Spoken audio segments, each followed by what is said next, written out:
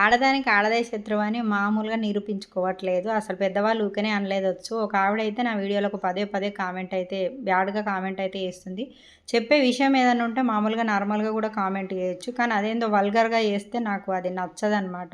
నేను అంటే ఎందుకు అనింది అని మీకు కూడా డౌట్ రావచ్చు. నేను ఈ మధ్యన రష్మిక వాళ్ళ గురించి అయితే చేశాను కదా! ఒక వీడియోనైతే.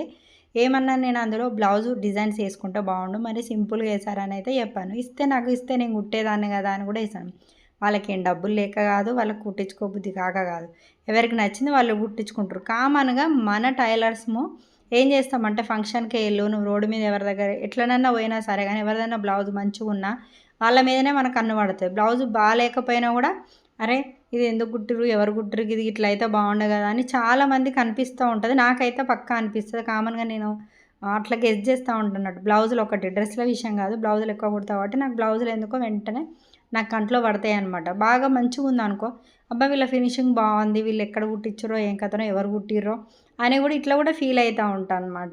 నేను వాళ్ళ గురించి మాట్లాడిన దాంట్లో అసలు నాకైతే ఏ తప్పు అనిపించలేదు. ఎందుకంటే నేను దాన్ని ఫన్నీగానే తీసుకున్నాను కాబట్టి, మీరు కూడా అబ్జర్వ్ చేయలేదు. నేను చెప్పిన విషయాన్ని బట్టి నిజమే అని మీకు కూడా అనిపించింది కదా!